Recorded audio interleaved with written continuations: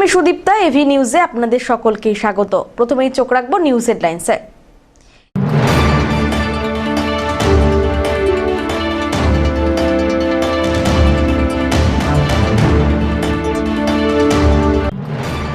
লক্ষ্য বিধানসভা, দলীয় কর্মীদের চাঙ্গা করতে দিলীপ শ্রমিকের যৌথ অভিযান।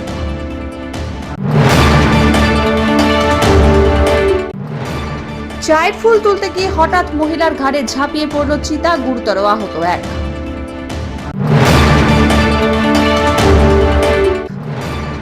লক্ষ্য 26-এর বিধানসভা, জনসংযোগে ওয়ার্ড উৎসব পালন শাসক দলের।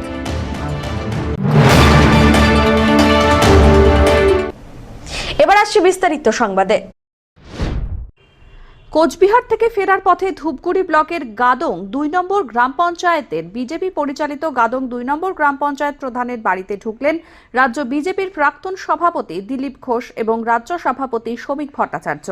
পরে দলীয় কর্মীদের নিয়ে বৈঠক সারেন তারা। মূলত দলীয় কর্মীদের চাঙ্গা করতেই এদিন আচমকাই দিলীপ ঘোষ এবং শ্রমিক ভট্টাচার্য ধূপগুড়ির নতুন শালবাড়িতে দাঁড়িয়ে যান। সেখানেই দিলীপ ঘোষ রাজ্যের মুখ্যমন্ত্রীকে কড়া ভাষায় আক্রমণ করেছেন। এমনকি ইডির ফাইল নিয়ে যাওয়ার ঘটনায় রাজ্যের মুখ্যমন্ত্রীকে ছিনতাইবাজ মুখ্যমন্ত্রী বলেও কটাক্ষ করেছেন। এছাড়াও একাধিক ভাষায় কটাক্ষ শোনা যায় তাদের গলায়, তবে সাংবাদিকদের সামনে কিছুই তারা বলতে চাননি। সারা ভারতবর্ষব্যাপী আমাদের সমস্ত বিজেপি নেতা কর্মীরা আজকে শিব পূজন করছেন, শিবলিঙ্গে জল দিচ্ছেন এবং এটা আগামী 1 বছর ধরে চলবে। সোমনাথ মন্দির পুনর্নির্মিত হয়েছিল। ভারতবর্ষের উপরে যে বিদেশি শক্তির আক্রমণ নেমে এসেছে, বর্তমান প্রজন্মের কাছে সেই অতীত ইতিহাস, সহস্র মানুষের যে বলিদান, তাদের রক্ত স্নানের মধ্যে দিয়ে কিভাবে আজও সোমনাথ মন্দির, তারা ভারতবর্ষের বিভিন্ন মন্দির মাথা উঁচু করে দাঁড়িয়ে আছে। যে আঘাত ছিল ভারতীয় কৃষ্টি সংস্কৃতির ওপরে, আত্মমর্যাদার উপরে, ভারতীয় অস্মিতার উপরে, আজকে সেখান থেকে ভারতবর্ষকে বেরিয়ে আসতে চলছে। তারই অঙ্গ হিসেবে আমরা এখানে এসেছি, আপনারাও ছিলেন, ভালো লাগবে। দাদা, কোচবিহারে আপনি বেরিয়ে আসার পরই কোচবিহারের চেয়ারম্যান রবীন্দ্রনাথ ঘোষ পদত্যাগ করেছেন, কি বলবেন এটা নিয়ে? আমি বেরিয়ে আসার সঙ্গে রবীন্দ্রনাথ ঘোষের পদত্যাগ কোনো সম্পর্ক নেই। যখন কোনো বড় সাম্রাজ্য চলে যায়, মানে দেখবেন এটা তো একটা পশ্চিমবঙ্গে যেটা চলছিল, এটা তো এক ধরনের ওই বাদশাহী তন্ত্র। এগুলো যখন এক বাদশাহ চলে যায়, তাদের ক্ষমতা শেষ হয়ে যায়, তখন তার আশেপাশে যারা থাকে সেখানে নিজেদের মধ্যে গণ্ডগোল শুরু হয়, গুপ্ত হত্যা হয়, একে অন্যের বিরুদ্ধে কুৎসা প্রচার করে, দোষারোপ করে, বিষোদ্গার করে, লুঠের মাল বন্টন নিয়ে ঝামেলা শুরু হয়ে যায়। এগুলো হয়, এখন চলবে। তৃণমূল শেষ, তৃণমূল চলে। দিন দিন যেন আতঙ্কের আরেক নাম হয়ে উঠেছে চিতার আক্রমণ। কোনো রকমভাবে খাঁচা পেতে বা অন্য কোনো উপায়ে চিতাকে কাবু করা যাচ্ছে না। চায়ের ফুল তুলতে গিয়ে এবার শুক্রবার বিকেলবেলায় নাগরাকাটা ব্লকের শুল্কাপাড়া গ্রাম পঞ্চায়েতের খয়ের বাড়ির যমুনাবাড়ি এলাকায় একটি ছোট চা বাগানে চিতাবাঘের হামলায় আহত হলেন এক মহিলা। জানা গিয়েছে 55 বছর বয়সী মকলুবা মাঝি নামে ওই মহিলা 3 ভাই বোন মিলে পাশে একটি ছোট চা বাগানে চায়ের ফুল তুলতে যান। সেই সময় আচমকাই একটি চিতাবাঘ ঝোপ থেকে বেরিয়ে তার ওপরে ঝাঁপিয়ে পড়ে, আর তা দেখে ভাই বোনেরা চিৎকার চেঁচামেচি শুরু করে দেন। সেই সময় চিতাবাঘটি ঘাবড়ে গিয়ে তাকে ছেড়ে দিয়ে পালিয়ে যায়। এরপরেই আহত অবস্থায় মহিলাকে উদ্ধার করে শুল্কাপাড়া গ্রামীণ হাসপাতালে ভর্তি করা হয়। বর্তমানে সেখানেই তার চিকিৎসা চলছে। তবে এইভাবে লাগাতার চা বাগান এলাকায় একের পর এক চিতাবাঘের হামলায় রীতিমতো ত্রাস হয়ে উঠেছে এই বন্য পশুটি। আমি তো কাজে ছিলাম, ওইখানে চিল্লা হাল্লা শুনতেছি বাগানে। কোন জায়গায়, না জায়গার নামটা কি? খয়ার বাড়ি। খয়ার বাড়ি, যমুনা বাড়ি? হ্যাঁ, যমুনা মোড়, খয়ার বাড়ি। আচ্ছা, কি হচ্ছিল? চিল্লা হাল্লা হচ্ছে, ওইখানে আমি শুনি যে চিল্লা হাল্লা হচ্ছে, তো ওইখানে দৌড়ায় গেলাম, যাইয়া দেখতেছি একটা মহিলাকে বাঘে আঁচড় মারছে। আচ্ছা, চিতাবাঘ? হ্যাঁ, চিতাবাঘ। আচ্ছা, আঁচড় মারার পরে ওইখান থেকে ওইখানে আমাদের পাশের বাড়ির সিভিল পুলিশ আছে, হ্যাঁ, ও ডিপার্টমেন্টকে ফোন করলো। তো ও ডিপার্টমেন্টকে যখন ফোন করলো, আমি বললাম কী করবো, ওইখান থেকে তো পেশেন্টটাকে তো নিয়ে যেতে হবে হসপিটালে। এই বলে হসপিটালে নিয়ে আসি। ওখানে চা বাগানে ওকে অ্যাটাক করছিল? হ্যাঁ, ছোট চা বাগান? চা বাগানটা বেশি বড় না, ছোটই। ছোট চা বাগান। অমিত বণিকের রিপোর্ট, এভি নিউজ।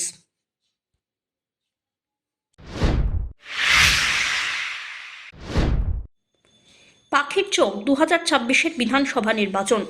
এবার একদিকে যেমন বাংলা দখলে মরিয়া বিজেপি, তেমনি অন্যদিকে নিজেদের শাসনভার ধরে রাখতে বদ্ধপরিকর তৃণমূলও। একদিকে শুরু হয়েছে উন্নয়নের পাঁচালী, তারই পাশাপাশি আরও বেশি করে জনসংযোগের লক্ষ্যে ওয়ার্ড উৎসব পালন করছে ঘাসফুল শিবির। জলপাইগুড়ি শহরের 18 নম্বর ওয়ার্ডের উদ্যোগে 10 এবং 11ই জানুয়ারি ওয়ার্ড উৎসবের আয়োজন করা হয়েছে জলপাইগুড়ির সোনাউল্লাহ হাই স্কুলে। ওয়ার্ড কাউন্সিলর উত্তম বসু বলেন, নানা কর্মসূচির মধ্যে দিয়ে ওয়ার্ড উৎসবে ওয়ার্ডের মানুষের সঙ্গে এবং বিভিন্ন রকমভাবে সারা বছর তাদের পাশে থাকা হয়। বাংলার সংস্কৃতিকে তুলে ধরার পাশাপাশি জনসংযোগ বৃদ্ধিতে এই ওয়ার্ড উৎসবের আয়োজন করা হয়েছে। আমরা রাজনৈতিক দল এবং রাজনৈতিক দলের কাউন্সিলর, আমরা সামনে বিধানসভা নির্বাচন, সেই বিষয়টা তো আমাদের মাথায় থাকবেই। এবং দেখুন, আমরা মানুষের জীবনযাত্রার বিভিন্ন দিক আছে, সেই দিকগুলিকে সামনে থেকে খেলা, পড়াশোনা, কৃষ্টি, কালচার, তার মধ্যে আমাদের এই একটা সাংস্কৃতিক অনুষ্ঠানের মাধ্যমে মানুষকে একটা মনোরঞ্জন মাধ্যমে মানুষকে আনন্দ দিতে আমরা এগিয়ে যাব, এটাই আমরা আশা করি। এবং সবাইয়ের সঙ্গে সমমত প্রকাশ করে আমাদের এই মানুষকে আনন্দ দান করবার জন্য এবং বাংলার যে সংস্কৃতিকে বজায় রেখে আমরা ওয়ার্ড উৎসব করছি। কি মনে হচ্ছে এগুলো ভোট বাক্সের কাজে লাগবে মনে হয়? এই ধরনের একত্রিত এই যে আপনাদের, আমরা বিশেষ করে আমরা 18 নম্বর ওয়ার্ড বলতে পারি যে আমরা বিভিন্ন অনুষ্ঠানের মাধ্যমে 18 নম্বর ওয়ার্ড সবসময় একটা তাজা, সবসময় তাজাই থাকে। আমরা মানুষকে, সব মানুষের সঙ্গে আছি, মানুষের সঙ্গে থাকবো। মমতা ব্যানার্জি যেভাবে বাংলার একটা বাংলার যে ঐতিহ্যকে রক্ষা করার জন্য আপ্রাণ চেষ্টা করছেন এবং বিভিন্ন মানে সাম্প্রদায়িক শক্তির বিরুদ্ধে যে কাজ করছেন, সেটা তো আগেই দেখলেন, কয়েকদিন আগে, 2 দিন আগে যে ঘটনাটি ঘটছে, তাতে উনি যে করছেন তার নীতি অনুযায়ী আমরা আমাদের পথ অংশ করব। অমিত বণিকের রিপোর্ট।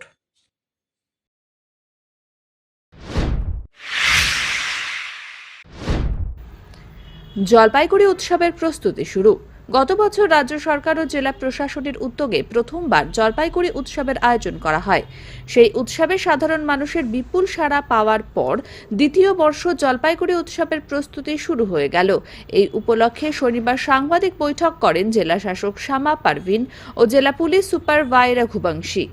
এদিন সাংবাদিক বৈঠক করে জেলা শাসক শ্যামা পারভিন বলেন, গত বছর মানুষের বিপুল উৎসাহ পাওয়ার পর এই বছর জলপাইগুড়ি উৎসবের প্রস্তুতি শুরু হয়েছে।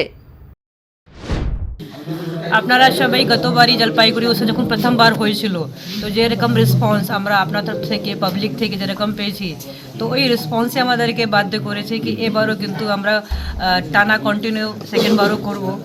তো এটা সবার জন্য, আপনাদের জন্য জলপাইগুড়ি উৎসব আমাদের ওয়েস্ট বেঙ্গলের গভর্নমেন্টের যেটা তত্ত্বাবধানে এটা হচ্ছে, এটা 24 তারিখ থেকে আমাদের ইনগ্রেশন হবে। ওই দিনই আমাদের হ্যাপি স্ট্রিট হবে, যেটা আপনারা কালেক্টরেট এভিনিউকে যে রাস্তাকে আপনারা চিনেন, ওই রাস্তার উপরে হবে। তারপরে ইভিনিংয়ে ওখানে কালচার প্রোগ্রাম হবে, এবিপিসি মাঠে হবে কালচার প্রোগ্রামগুলো। 25কে সেকেন্ড ডে আমাদের মর্নিংয়ে জলপাইগুড়ি রান হবে ম্যারাথন, যেখানে 10 কিলোমিটার, 5 কিলোমিটার, 2 কিলোমিটারের ক্যাটেগরিতে ম্যারাথন হবে। আর ইভিনিংয়ে আবার একটু রেনাউন্ড আর্টিস্টগুলো আসবেন, তো ওনাদের প্রোগ্রাম আছে। তো আপনারা সবাইকে আমি রিকোয়েস্ট করব কি আপনারা সবাই আপনাদের সবাই বন্ধু পরিবারকে সবাইকে নিয়ে এই প্রোগ্রামে পার্টিসিপেট করবেন। এবার বাইরে থেকে সঙ্গীত পরিবেশন করতে কারা আসছে? আপনারা টিজার মধ্যে দেখলেন, আমাদের নন্দী সিস্টার আপনারা জানেন, সেকেন্ড বড় আর্টিস্ট আছে অদিতি সিং শর্মা, এই 2 জন আর্টিস্ট বাইরে থেকে আমাদের এখানে আসছে। জেলা পুলিশ সুপার ওয়াই রঘুবংশী বলেন, গত বছরের মতো এবছরও ম্যারাথন দৌড় হবে। গত বছরের মতো এই বছরও জলপাইগুড়ি উৎসবের মধ্যেই একটা জলপাইগুড়ির 10 কিলোমিটার একটা রানের একটা প্রতিযোগিতা এবং পার্টিসিপেশন করার জন্য একটা প্ল্যাটফর্ম দেওয়া হচ্ছে। 25 তারিখ সকালবেলা 6টায় রানটা শুরু হবে পিডব্লিউডি মোড় থেকে এবং আবার ঘুরে পিডব্লিউডি মোড়ে শেষ হবে। সেই রানটার মধ্যে 10 কিলোমিটার 5 কিলোমিটার অংশগ্রহণ করার জন্য দৌড় প্রতিযোগিতার মতো আছে এবং 2 কিলোমিটারের যেটা আছে সেটা বয়স্ক বা ছোট বাচ্চা বা যারাই দৌড়াতে চাইছে না আর হাঁটতে পারেন তারা এসে পার্টিসিপেট করতে পারেন। এই সবাই ব্যাপারে অলরেডি ওয়েবসাইট যেটা আজকে আনুষ্ঠানিকভাবে উদ্বোধন হয়েছিল ওখানে সমস্ত তথ্য ওখানে লেখা আছে। আমি আশা করব রেজিস্ট্রেশন আপনারা সবাই করে নেবেন বলে এবং 19 তারিখ রেজিস্ট্রেশনের শেষ দিন। কোনো ফিস কি লাগছে? ফিস ওই ওয়েবসাইটে লেখা আছে কোন ইভেন্টের জন্য কত ফিস লাগা আছে। ধীমান রায়ের রিপোর্ট, এভি নিউজ।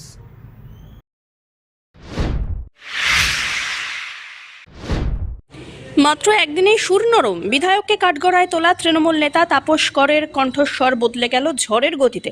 শনিবার এসসি ওবিসি সেলের মঞ্চে তোপ দাগলেন তিনি, আর ঠিক 24 ঘন্টা কাটতে না কাটতেই দলের প্রতি নতুন করে অঙ্গীকারবদ্ধ হলেন তাপসবাবু।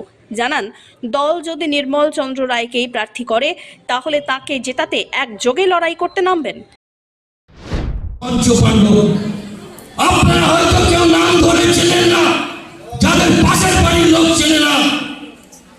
আমার এমএলএ ভাবছে আমি ক্ষমতায়, আমি যা বলবো সেটাই শেষ কথা, কিন্তু সেটা শেষ কথা নয়।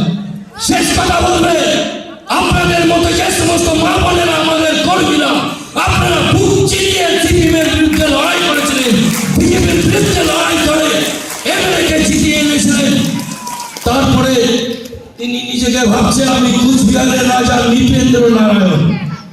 আপনারা বাড়ি যান তো, অনেক কর্মী গিয়েছে, দোতলার দিকে তার নামার সময় হয় না। আমরা গত বছর আমাদের প্রতিষ্ঠা বার্ষিকে ডেকেছিলাম, ওনার সময় হয় না, শরীর খারাপ। আমার মনে হয় একটা কর্মী এই সমস্ত অপরাধ এমএলএর কাছে কোনো সহযোগিতা পায়নি। আমরা তাকেই চাই, এই মাটির মানুষ, এই ভূমিপুত্রের মানুষ, তাদেরকে চাই যে মানুষের পাশে থেকে কর্মীদের মর্যাদা দিতে পারবে, কর্মীদের সম্মান দিতে পারবে। বিতর্কের পর রবিবার বিকেলবেলায় ধূপগুড়ি টাউন কার্যালয়ের দরজা বন্ধ বৈঠক। উপস্থিত জেলা সভাপতি মহুয়া গোপ, ক্ষুব্ধ নেতাকর্মীরা সেখানে নিজেদের ক্ষোভ উগরে দেন। পাশে ছিলেন কোর কমিটির 5 সদস্য। জেলা সভাপতির মুখে তালা, একটিও শব্দ বেরোলো না। তবে তাপস কর বৈঠক শেষে বলেন, একটি পরিবার বড় হলে মাঝে মধ্যে মতভেদ হবেই। কথা বলেছিলেন বিধায়ক সম্পর্কে, দলীয় ব্যাপার, এটা যা সম্বন্ধে জেলা সম্বন্ধে রাতে কথা হয়েছে জেলা প্রশাসনের কিছু আপনাকে উনি আমাদের সংগঠন এসআইআর নিয়ে যে সমস্ত কাজ চলছে সে কাজের ব্যাপারে নাম করে। কালকে আপনার মন্তব্য নিয়ে কোনো আলোচনা হয়েছে? আর কোনো না, এটা আমাদের একটা ফ্যামিলি বড় হলে তো থেকেই থাকে, ওটা ম্যাটার নেই। আমাদের মেন হচ্ছে সামনে বিধানসভা নির্বাচন, এই নির্বাচনে আমাদের যেই প্রার্থী হোক তাকে জিতিয়ে আনতে হবে, এটাই আমাদের মুখ্য। নির্মল চন্দ্র রায় প্রার্থী হয় আবার? হ্যাঁ, অবশ্যই, সে দলের প্রার্থী, তাকে জিতিয়ে আনতে হবে, এতে কোনো কথা নেই। আমরা সাম্প্রদায়িক বিজেপির বিরুদ্ধে আমাদের লড়াই জারি আছে, থাকবে, এবং এদের বিরুদ্ধে সবসময় আমাদের তৃণমূলের লড়াই চলবে। অন্যদিকে জেলা সাধারণ সম্পাদক অরূপ দে জানান, বড় লড়াইয়ের আগে দল প্রস্তুতিতে ব্যস্ত। কি নিয়ে আলোচনা হলো আজকে? আমাদের সাংগঠনিক আলোচনা হলো এবং কালকে থেকে আমাদের উন্নয়নের পাঁচালী নিয়ে আমাদের বিভিন্ন যে কর্মসূচি দিলেন, আমরা সেই কর্মসূচি কালকে থেকে কাজ শুরু করব। দিদির দেওয়া সেই কর্মসূচিতে আমাদের নেতৃত্বকে কাজ করতে হবে, সেইভাবে আমরা সিদ্ধান্ত নিয়ে আমরা কাজ করি। গতকাল তো অনেক ক্ষোভের কথা বলেছিলেন, আজকে আলোচনা হলো সেগুলো? না, ওটাতে ক্ষোভ তো অবশ্যই যেটা ছিল সেটা তো আলাদা বিষয় ছিল, সেটা তো অবশ্যই দলীয় বিষয়। আর যেহেতু এটা কারণে প্রতিনিধিমূলক, মানে এটা তো একটা সম্মেলন, মানে প্রতিনিধিমূলক, ওখানে কর্মীদের ক্ষোভ বিক্ষোভ এটা তো আলোচনা হবে, ওটা তো আমরা বাইরে কোনো আলোচনা করিনি, সেটা আলাদা বিষয় এবং উদ্বোধন কর্তৃপক্ষের সঙ্গে এটা আলোচনা হচ্ছে। কি নির্দেশ দিলেন জেলা সভাপতি আপনাদের? জেলা সভাপতি এটাই নির্দেশ দিলেন যে কালকের থেকে ওই দুয়ারে দুয়ারে আমাদেরকে পৌঁছাতে হবে। যে কর্মসূচি দিচ্ছে 3টা টিম করা হয়েছে, সেই টিমে আমাদেরও নাম আছে, রাজ্য থেকে আসছে, সেইভাবে আমাদের কালকে থেকে গেলে। নিয়ে নিচ্ছে ছোট্ট একটি বিরতি, ফিরে আসছি বিরতির পর, সঙ্গে থাকুন। জলপাইগুড়িতে এই প্রথম পশ্চিমবঙ্গ খাদি ও গ্রামীণ শিল্প পর্ষদের উদ্যোগে স্থায়ীভাবে উদ্বোধন হলো খাদি গ্রামীণ সেলস আউটলেটের। জেলা পরিষদের সহযোগিতায় জেলা পরিষদের সামনে শুরু হলো খাদি আউটলেটের পথ চলা। এখানে পাওয়া যাবে খাদির শাড়ি, মহিলা ও পুরুষদের রকমারি পোশাক, চুড়িদার, বাহারি শাড়ি, গামছা সহ নানা ধরনের পোশাক।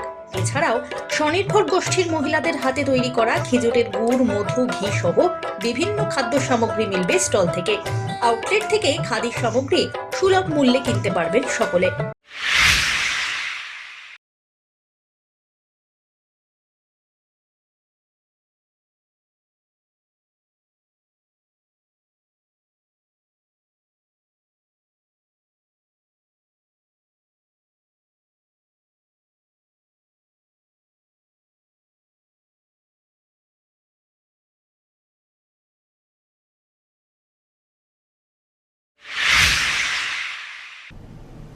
ফিরে এলাম বিরতির পর। MGNREGA মহাত্মা গান্ধী জাতীয় গ্রামীণ কর্মসংস্থান নিশ্চয়তা প্রকল্পের আইন কেন্দ্রের বিজেপি সরকার বাতিল ঘোষণা করেছে 2025 সালের 18 ডিসেম্বর। প্রতিবাদে জলপাইগুড়ি জেলা কংগ্রেস আন্দোলনে নামতে চলেছে। কেন্দ্র সরকার আইন বাতিল করে নতুন করে প্রকল্পের ঘোষণা করেছে VVG রামজি। কংগ্রেসের অভিযোগ, মহাত্মা গান্ধীর নাম মুছে দিয়ে গ্রামের কর্মসংস্থানের অধিকারকে কেড়ে নেওয়া হলো। 2005 সালে MGNREGA প্রকল্প চালু করেছিল প্রাক্তন প্রধানমন্ত্রী মনমোহন সিং।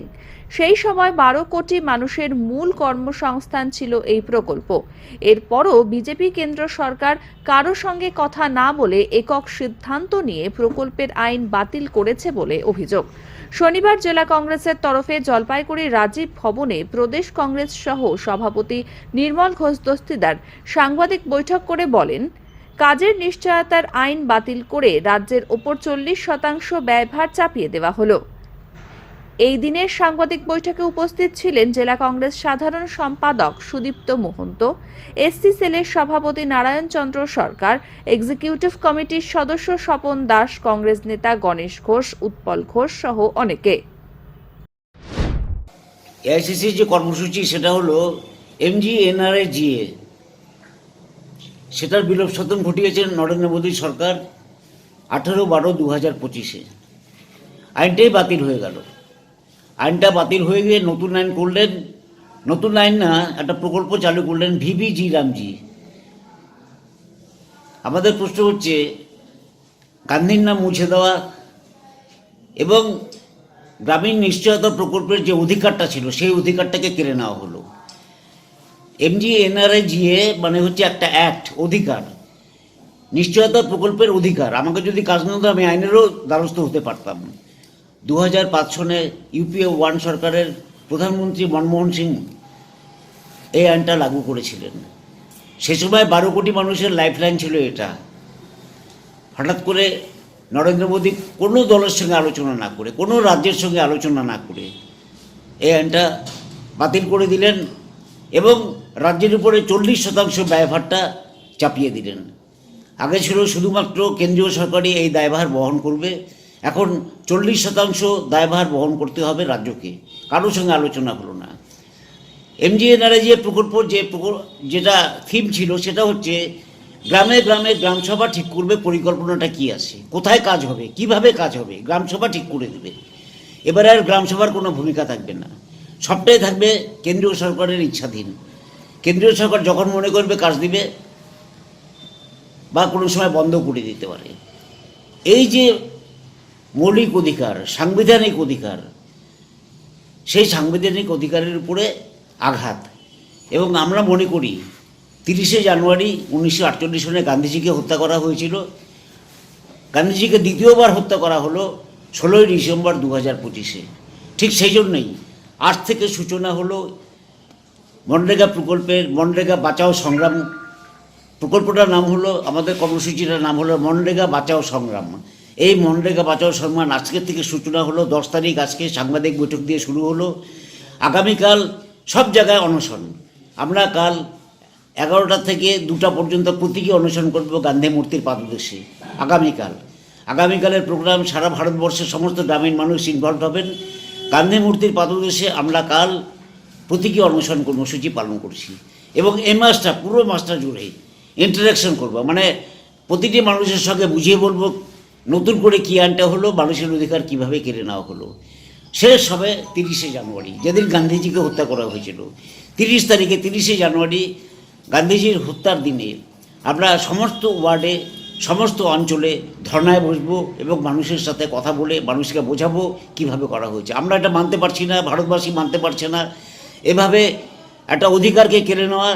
এর প্রতিবাদে সমস্ত দল এক হয়েছে, সমস্ত মানুষ এক হয়েছে। তার প্রতিবাদেই আমরা আজকের থেকে শুরু করলাম এই প্রোগ্রাম। আজকে 10 তারিখ সাংবাদিক বৈঠক করে শুরু হলো, আগামীকাল অনশন, তারপরে ইন্টারাকশন, 30 তারিখে ধর্না করে শেষ হবে। এই হলো আমাদের প্রোগ্রাম। সব্যসাচী মজুমদারের রিপোর্ট, এবি নিউজ।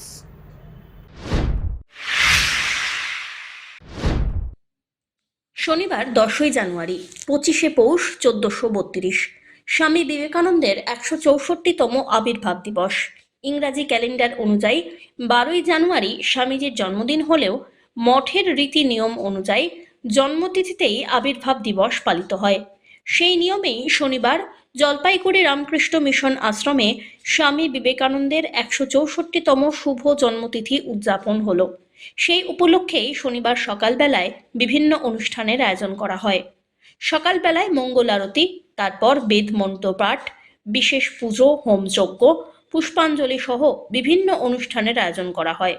স্বামী বিবেকানন্দের 164তম জন্মতিথিতে আরও বিভিন্ন অনুষ্ঠানের আয়োজন হয় এই দিন। এখানে দূর দূরান্ত থেকে ভক্তরা এসে উপস্থিত হন। দুপুরবেলায় সকলের জন্য ভোগ প্রসাদও বিতরণ করা হয়েছে বলে জানানো হয়েছে।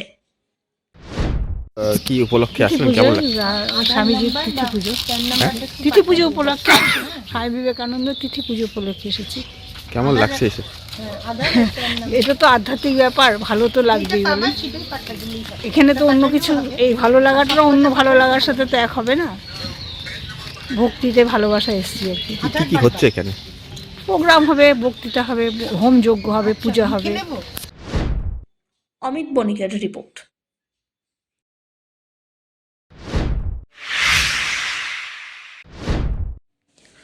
নতুন বছরে জাঁকিয়ে পড়েছে শীত, আর তাতে এক কথায় পয়াবারো পর্যটকদের। বহুদিন পর এত ভালোভাবে ঠান্ডা অনুভূত হওয়ায় বহু পর্যটকই ভিড় করছেন উত্তরবঙ্গে। আর বাঙালির ভ্রমণ প্রিয়, সঙ্গে সঙ্গে মাছ প্রিয়ও বটে। তাই বাংলার সিগনেচার যদি ইলিশ আর চিংড়ি হয়, তাহলে নিঃসন্দেহে তিস্তাপাড়ের সিগনেচার বরলি। এদিকে একদিকে উত্তরবঙ্গের জনপ্রিয় মাছের বাজারে চড়ছে পারদ, আর অন্যদিকে তিস্তা আর করলার সংযোগস্থল যেন হয়ে উঠেছে মৎস্যপ্রেমীদের স্বর্গরাজ্য। কিন্তু কেন জানেন? নববর্ষের শুরুতেই উত্তরবঙ্গের মাছের বাজারে দাম বেড়েছে হুহু করে। বিশেষ করে তিস্তার জনপ্রিয় নদীয়ালি মাছ বরলি এবার 1000 থেকে 1400 টাকা কেজি দরে বিক্রি হচ্ছে বিভিন্ন জায়গায়। শিলিগুড়ি, জলপাইগুড়ি শহরের অভিজাত বাজার থেকে শুরু করে সীমান্তবর্তী হাট, সর্বত্রই এই মাছের চাহিদা তুঙ্গে। তবে এরই মাঝে জলপাইগুড়ির তিস্তা করলার সংযোগে মোহনায় মিলছে স্বস্তির ছবি। নদীতে যেন ভরপুর হয়ে উঠেছে এই মাছের সুস্বাদুর জাদু। শীতের শেষে জলস্তর কমতেই ব্যস্ত হয়ে পড়েছেন জেলেরা। ভোরের আলো ফোটার আগেই জাল কাঁধে নেমে পড়েছেন তিস্তায়। লক্ষ্য একটাই, তিস্তার রূপলি শস্য অর্থাৎ বরলি, এবং এছাড়াও নানা প্রজাতির নদীয়ালি মাছ সংগ্রহ। স্থানীয় জেলেদের কথায় আগের বছরের তুলনায় কিছুটা কম মিললেও এবারেও তিস্তায় মোটামুটি ভালোই মাছ পাওয়া যাচ্ছে। শুধু বরলিই নয়, সঙ্গে ধরা পড়ছে নানা ধরনের সুস্বাদু তিস্তার মাছ, যা বাজারে যথেষ্ট চাহিদা সম্পন্ন। শীতকালে নদীর জল কমলে মাছ ধরা তুলনামূলক সহজ হয়, তাই এই সময়টা জেলেদের কাছে সবচেয়ে ব্যস্ততার।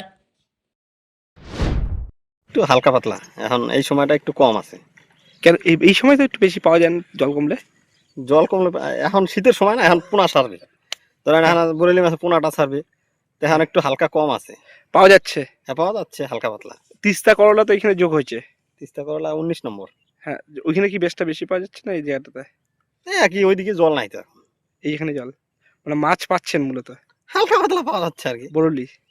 হ্যাঁ, তিস্তা চড়ে এখানে আমরা এসেছি, এখানে তখন দেখলাম এটা মাছ ধরছে, তো জিজ্ঞেস করলাম কী কী মাছ ধরছেন, তো বললো এইখানকার যে তিস্তার যে রূপালী ফসল বরলি, তারপর খোকসা, ছোট ছোট অন্য অন্য মাছও আছে, সেগুলি ওনারা তুলছেন ওদের জীবিকার স্বার্থে। আপনি কি দেখতে নিতে আসলেন? না, আমি নিতে আসিনি, আমি এমনি ওদেরকে বাদ দিয়ে যাচ্ছিলাম, দেখে ওনাদের দেখে ছোটোবেলার অভ্যাস যেটা মাছ ধরা দেখতে ভালো লাগে, ওই জন্য ওদের এখানে এসেছি দেখা করে দেখতে। এখনো এই যে তিস্তা করলার মাঝখানে সেই যেটা আছে না, হ্যাঁ, মাছের সেই মাছটা এখন তো অত তো দেখতে পাচ্ছি না, তবে এই যে নদীর এখানে দেখতে পাচ্ছি অনেক ছোট ছোট মাছ এসছে, তার মানে কিছু মাছ এখনও আছে, সেটা ধরেই ওনাদের জীবিকা নির্বাহের জন্য ওরা মাছ ধরছেন এখানে। ভালো লাগছে দেখতে? ভালো লাগছে তো বটেই। এখন তো বরলির দাম তো প্রায় 1000 টাকা। অমিত বণিকের রিপোর্ট।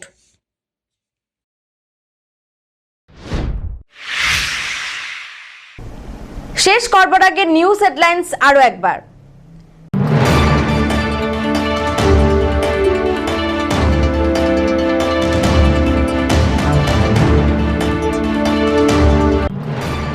লক্ষ্য বিধানসভা, দলীয় কর্মীদের চাঙ্গা করতে দিলীপ শ্রমিকের যৌথ অভিযান।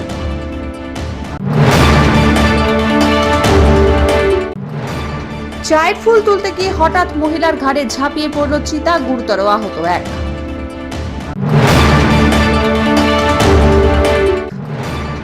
লক্ষ্য 26-এর বিধানসভা, জনসংযোগে ওয়ার্ড উৎসব পালন শাসক দলের।